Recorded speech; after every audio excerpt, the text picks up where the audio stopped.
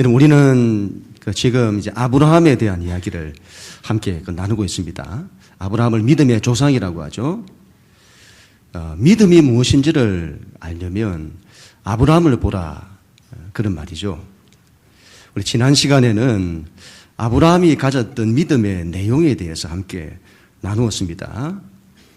믿음에는 내용이 중요하다. 우리가 믿는다고 하는데 뭘 믿냐, 이 말이죠. 그 내용이 중요하다. 우리 이 부분에 대해서는 지난 시간에 자세히 우리가 나누었습니다. 바로 하나님 나라에 대한 믿음이다, 이 말이죠. 하나님 나라에 대한 약속, 그 믿음이다. 모든 믿음의 사람들이 이 약속을 믿었습니다. 아브라함도 이삭도 야곱도 이 약속을 믿었습니다. 모세도 다윗도 예수님도 이 약속을 믿었습니다. 그래서 여러분, 우리 예수님의 간절한 소원은 하나님 나라입니다. 그래서 예수님이 처음 사역을 출발하실 때에도 그러니까 회개하라, 하나님의 나라가 가까이 왔는지나, 그리고 기도를 가르치실 때에도 너희는 이렇게 기도하라. 아버지여, 아버지의 나라가 임하옵시며, 그리고 너희는 가장 먼저 하나님의 나라와 의를 구해라. 그리하면 이 모든 것을 더하실 거다. 그렇게 말씀하시죠. 예수님 부활하시고 성천하시기 전에 하나님 나라에 대해서 40일 세미나 하시고 성천하셨습니다. 그만큼 예수님 하나님의 나라를 귀하게 여기신 겁니다. 믿음의 내용은 하나님의 나라다, 그 말이죠. 믿음에서 내용이 중요하다면 그 다음은 그걸 깊이 믿는 것이 중요합니다. 오늘은 여러분 믿음의 깊이에 대해서 함께 나누도록 그렇게 하겠습니다. 하나님 나라에 대한 믿음이 중요한데 그 믿음을 지켜내는 것이 쉽지가 않습니다. 얼마나 이런 반대가 많은지요. 우리도 하여금 하나님 나라를 살지 못하도록 방해하는 것들이 많습니다. 그래서 여러분, 우리의 신앙에서는 믿음의 깊이가 있어야 합니다. 그 모든 방해를 뚫고 일어서는 믿음이 있어야 합니다. 그 어떤 환경 속에서도 흔들리지 않는 믿음을 가져야 한다, 그 말이죠. 어제 여러분 태풍이 굉장히 많이 불었죠. 제가 어제 아침에 볼 일이 있어서 교회를 오다 보니까 여러분 지금 앞에 있는 아파트인데 보니까 소나무들이 다 몇 그루가 넘어졌어요. 제가 마치고 집으로 가는데 얼마나 바람이 많이 부는지 제가 걸음을 걷는데 앞으로 잘 나가지를 못하겠는 겁니다. 이걸 저희 딸에게 이야기했더니 거짓말이라고. 그렇지 않습니다. 얼마나 바람이 많이 불었는지요. 나무들이 여러분 넘어져 버리는 거죠. 신앙은 여러분 그래서는 안 된다, 이 말이죠. 태풍에서도 뽑히지 않는 믿음, 그런 믿음을 가져야 한다, 그런 말씀이죠. 오늘은 이 점을 좀 나누도록 그렇게 하겠습니다. 우리 먼저 하나님 말씀 10절 같이 읽습니다. 시작. 그 땅에 기근이 들었으므로 아브라함이 애굽에 거류하려고 그리로 내려갔으니 이는 그 땅에 기근이 심하였습니다. 아멘. 오늘 말씀은 아브라함이 믿음의 길을 걷는 데서 만나는 첫 번째 위기가 되겠습니다. 약속의 땅에서 기근을 만난 겁니다. 약속의 땅에서. 하나님이 이 땅이라고 했습니다. 이 땅이다. 이 땅이다. 내가 이 땅을 너에게 약속의 땅으로 준다. 너는 이 땅에서 하나님의 나라를 시작해라. 아브라함은 하나님의 이 약속을 믿었습니다. 그런데 그 땅에서 기근이 찾아온 겁니다. 그래서 이게 뭐지?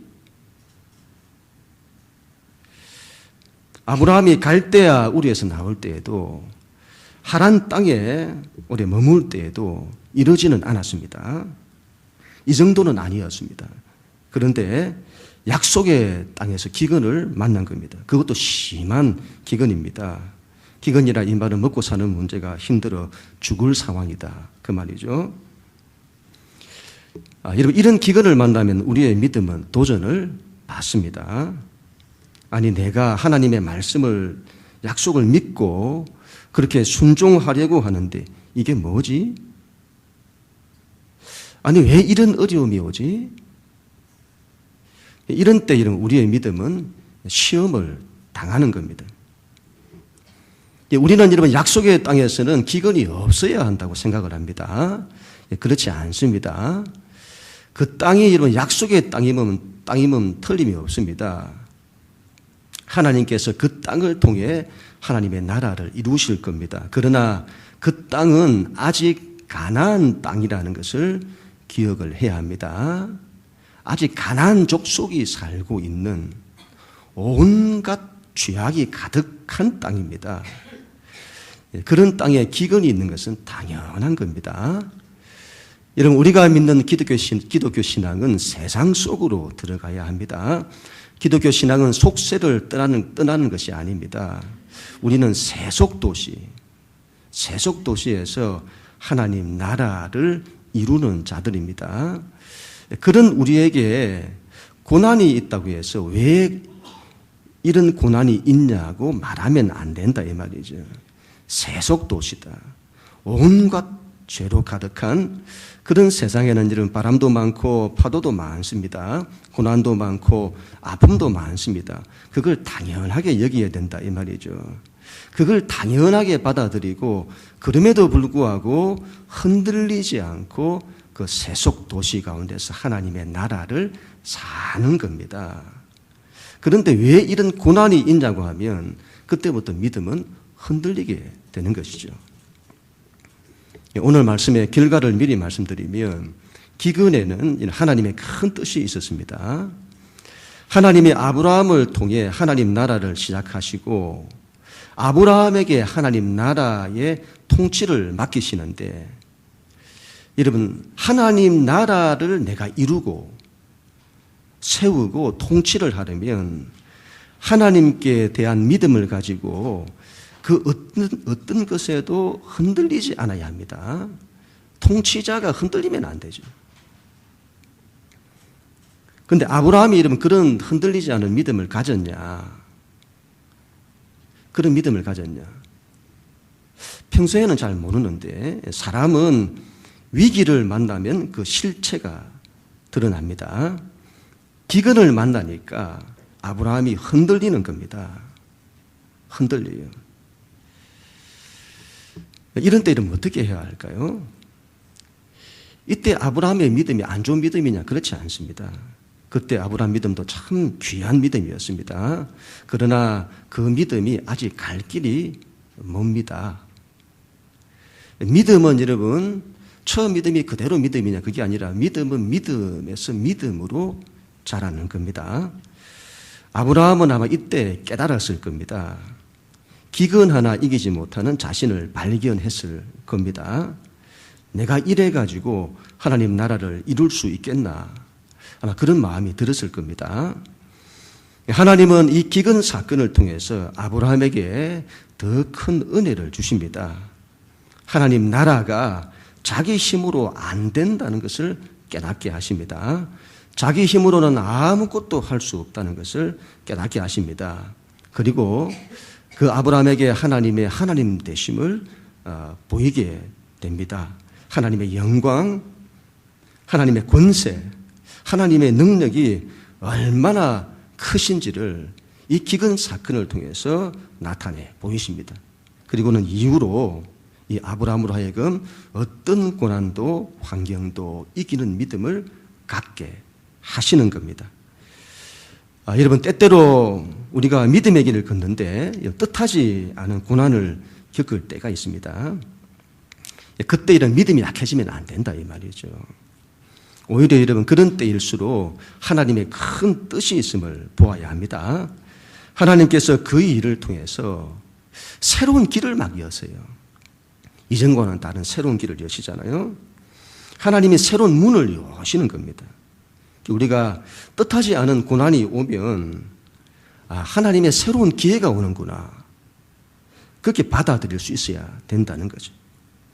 하나님이 이걸 통해서 나를 더 귀하게 세우실 거다. 나를 더 축복해 주실 거다. 더 큰 믿음의 사람으로 세우실 거다. 그런 마음을 가져야 합니다. 하나님의 영광이 나타나는 그런 기회로 삼아야 한다. 그 말이죠. 우리 하나님 말씀 11절부터 13절까지 말씀인데 우리 같이 읽도록 하겠습니다. 시작. 그가 애굽에 가까이 이르렀을 때에 그의 아내 사라에게 말하되 내가 알기에 그대는 아리따운 여인이라.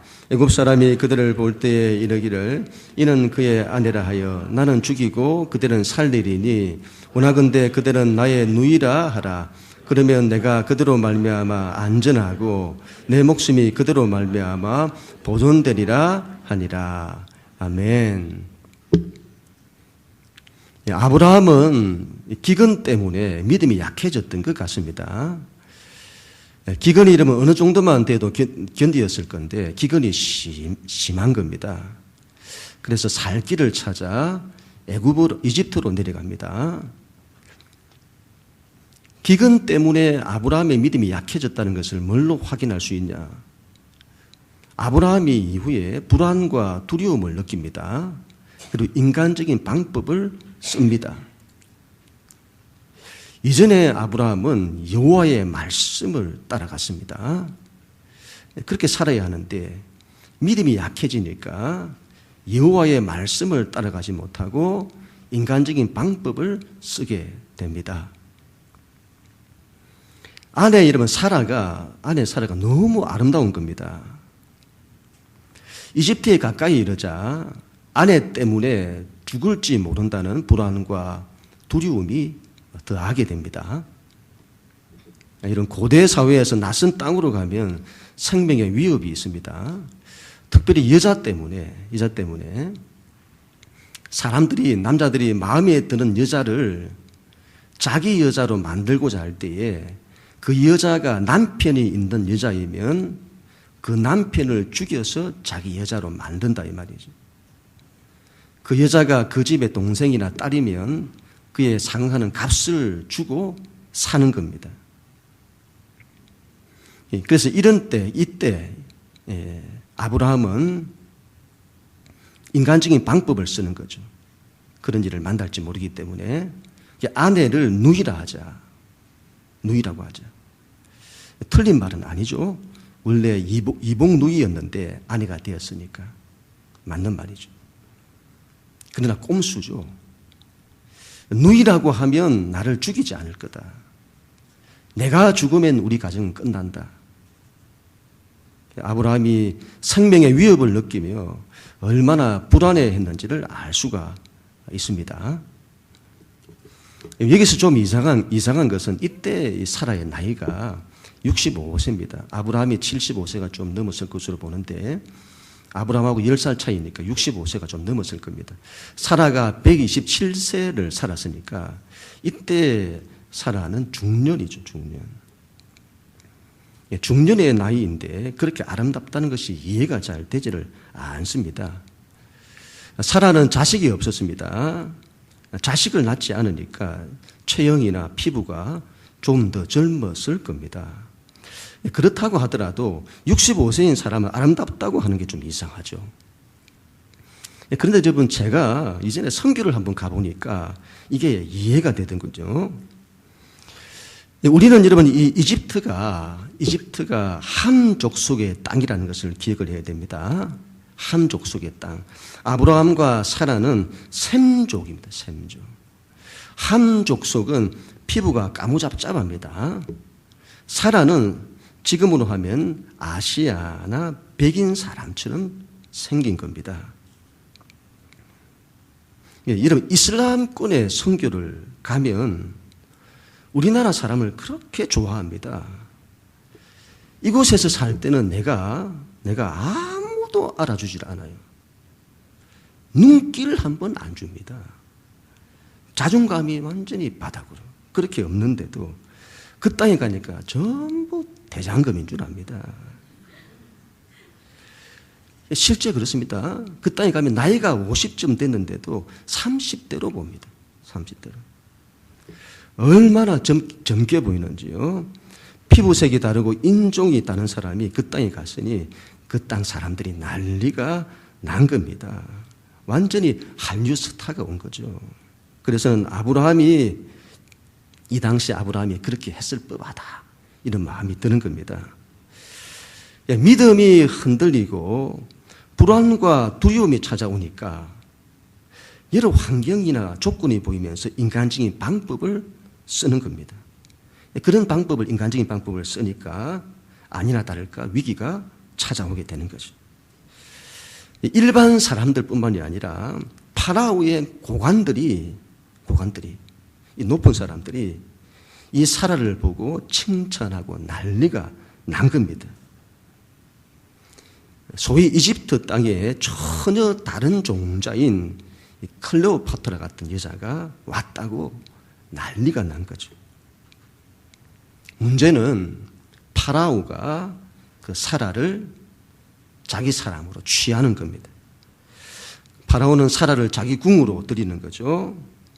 아브라함은 사랑하는 아내를 빼앗길 위기를 맞습니다. 이때 이런 아브라함의 고통이 얼마나 컸을까요? 이 사라는 자식을 낳지 못하는 사라였습니다. 고대 사회에서 이런 자식을 못 낳는 여자, 그런 여자는 주로 많이 버리죠. 그런데 그런 여자를 버리지 않았다는 것은 아브라함이 그만큼 아내 사라를 사랑했다는 뜻입니다. 그 사랑하는 아내를 잃을 상황이니 고통이 말로 다 할 수 없었을 겁니다. 이때 아브라함은 자기 힘으로 아무것도 할 수 없는 상태가 된 거죠. 우리가 이런 믿음이 흔들리면 하나님 나라의 통치에서 벗어나게 됩니다. 그리고는 하나님 나라와 반대에 있는 세상 나라의 통치 속으로 들어가게 됩니다. 세상 나라의 통치를 받으면 그게 우리에게 뭘 주냐? 그는 바로의 권세 아래 있는 이집트를 보면 아는 거죠. 그 땅에 들어가서 아브라함은 바로의 권세에 의해서 꼼짝 못하게 됩니다. 그리고 불안에 시달리고 두려움에 시달리고 낙심에 시달리고 좌절을 겪습니다. 우리가 세상 나라가 아니라 하나님 나라를 사모해야 할 이유가 여기에 있습니다. 하나님 나라는 우리에게 뭘 주냐? 은혜와 사랑과 안식과 복을 줍니다. 기쁨을 주고 감사를 주고 평안을 줍니다. 그런데 믿음을 잃어버리니 세상 나라의 지배를 받아 불안과 두려움에 내가 매이고 결국 안식과 복과 기쁨과 평안을 잃어버리는 것이죠. 제가 지난 주 중에 이 회개에 대해서 참 많은 생각을 하게 되었습니다. 말씀을 보다가, 사도행전을 보다가 회개에 대한 말씀이 나왔는데 묵상하다가 참 많은 은혜를 받았습니다. 하나님이 저에게 회개가 무엇인지를 다시 한번 깨닫게 해 주셨습니다. 참 많은 제가 은혜를 받았는데 우리는 여러분 회개라고 하면 주로 어떤 걸 생각하죠? 도덕적이고 윤리적인 것을 먼저 생각을 합니다. 내가 나쁜 짓을 하고 또 사람을 미워하고 성적인 죄를 범하고 그런 식의 도덕적이고 윤리적인 죄를 범했을 때에 잘못했다고 용서를 비는 것을 회개라고 생각을 합니다. 그래서 그런지 그런 식의 윤리적이고 도덕적인 죄가 없을 때는 회개에 대한 필요성을 잘 느끼지 못합니다. 성경은 우리 가운데 회개를 그렇게 강조하고 말하는데 회개를 도덕적이고 윤리적인 것으로만 생각을 하면 회개가 잘 안 되는 거죠. 회개란 말이 무슨 말이죠? 돌이킨다는 겁니다. 돌이키는 걸 회개라고 합니다. 우리가 여러분 하나님 나라의 통치 가운데 살아야 하는데 그렇지 않고 세상 나라의 통치 속에 있을 때는 전부 회개해야 합니다. 돌이켜야 한다 이 말이죠. 이런 겁니다. 내가 지금 불안해하고 있으면 회개해야 합니다. 회개해야 합니다. 우리는 이런 걸 내가 불안해하는 이런 것들은 회개해야 한다고 생각지 않습니다. 그렇지 않습니다. 회개해야 합니다. 불안은 하나님 나라가 주는 것이 아니다 이 말이죠. 세상 나라가 주는 겁니다. 그래서 내가 불안해하고 있다면 회개하여 하나님 나라로 들어가야 되는 거죠. 내가 지금 낙심하고 있다면 회개해야 합니다. 낙심은 세상 나라가 주는 겁니다. 거기서 돌이켜야 한다 이 말이죠. 내가 지금 스트레스를 받고 있다면, 온갖 스트레스를 받아서 내가 짓눌리고 있다면 회개해야 합니다. 스트레스는 하나님 나라는 그런 걸 안 줍니다. 그건 세상 나라가 주는 거죠. 그렇다면 우리가 회개하고 돌이켜야 하는 거죠. 그래서 세상 나라의 통치에서 벗어나 하나님 나라의 통치 속으로 들어가야 되는 겁니다. 기근을 만났을 때에, 이 기근을 만났을 때에 믿음을 잃지 않아야 합니다. 기근은 고통이죠. 이 고통의 상황에서 믿음을 잃어버리면 세상 나라의 통치 속으로 들어간다 이 말이죠. 기근은 고통입니다만 그러나 그런 때일수록 우리 안에는 믿음이 작동을 해야 합니다. 바람이 불고 폭풍이 치는 상황에서도 예수님은 배 위에서 평안하게 주무셨습니다. 하나님 나라의 통치 가운데 있는 자의 모습이죠. 하나님은 우리의 피난처시오 힘이시니 환난 중에 만날 큰 도움이시라.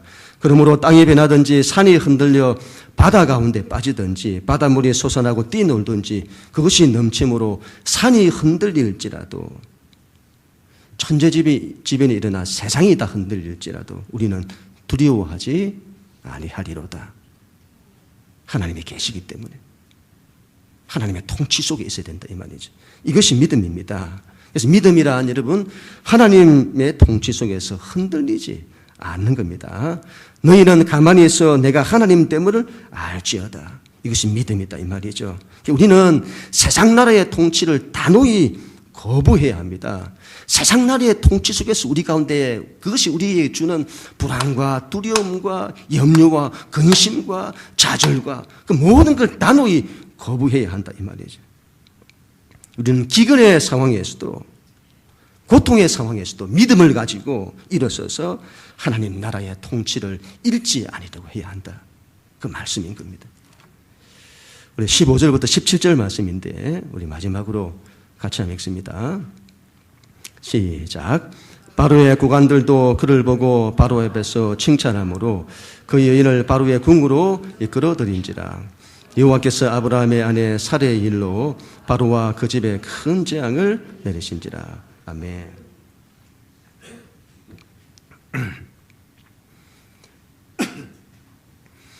아브라함은 아내를 빼앗긴 위기를 맞습니다. 그런데 이거는 보통 위기가 아닙니다. 하나님께서 아브라함에게 약속을 주셨는데 내가 너로 큰 민족을 이룰 거다. 너와 사라를 통해서 큰 민족 하나님의 나라를 이룰 거다.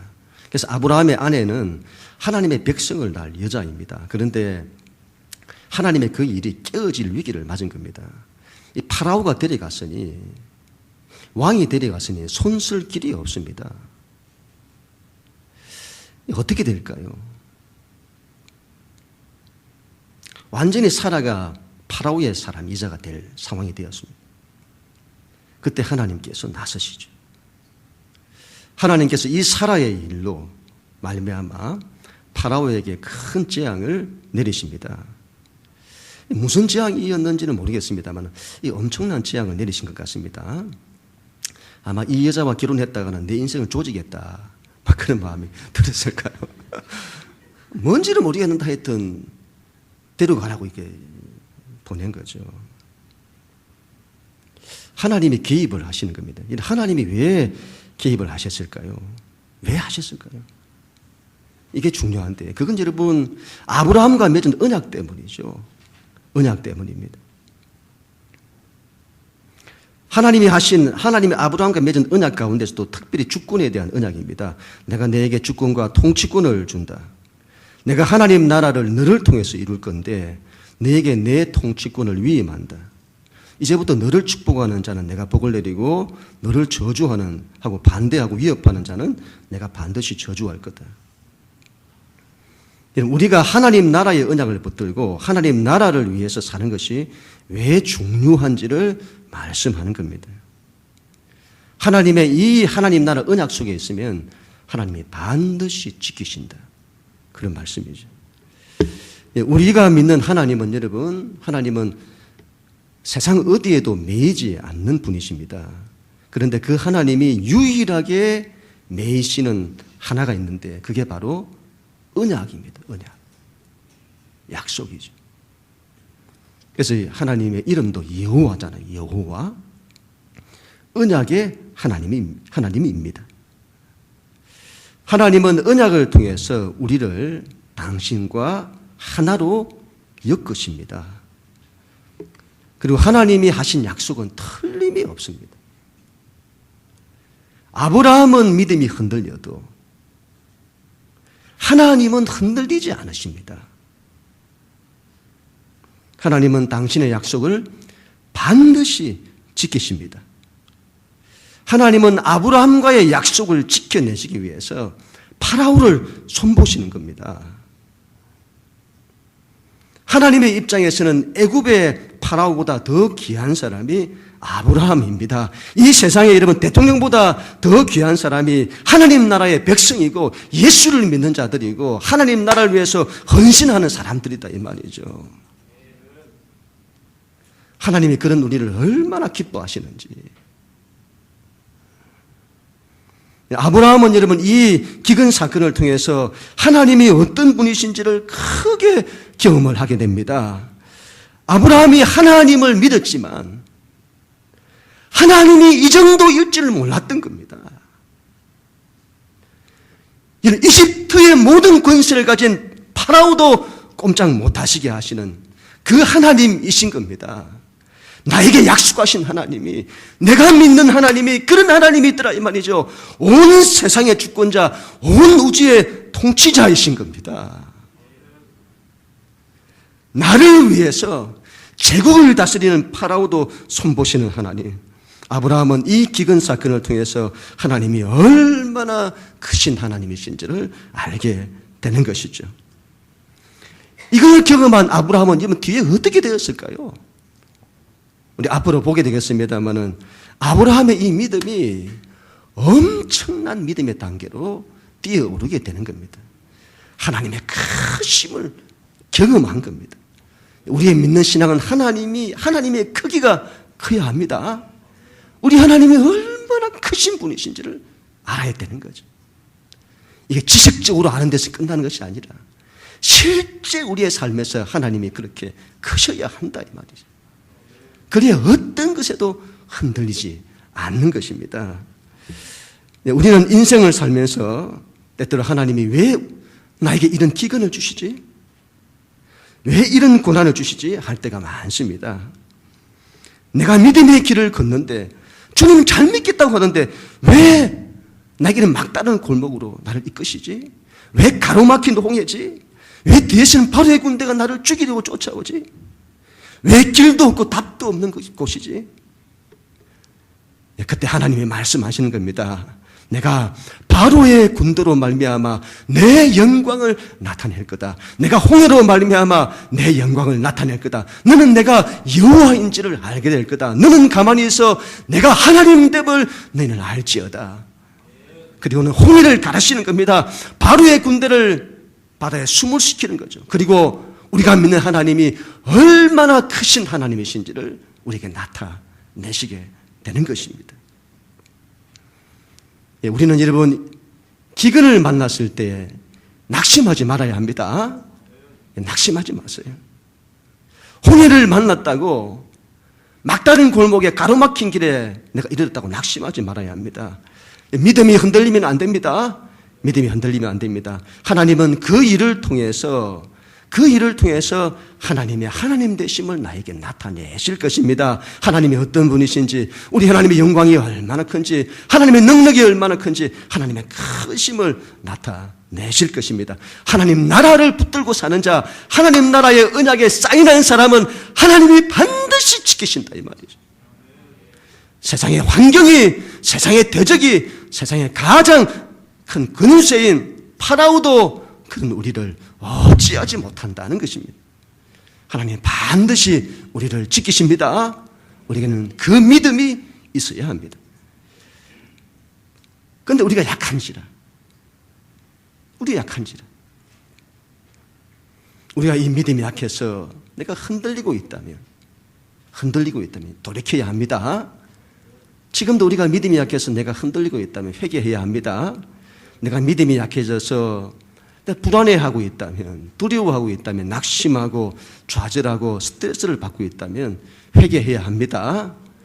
우리는 세상 나라의 통치, 그 지배를 단호히 거부하고 돌이켜서 하나님 나라의 통치 속에 들어가야 합니다. 하나님의 통치만을 받아야 합니다.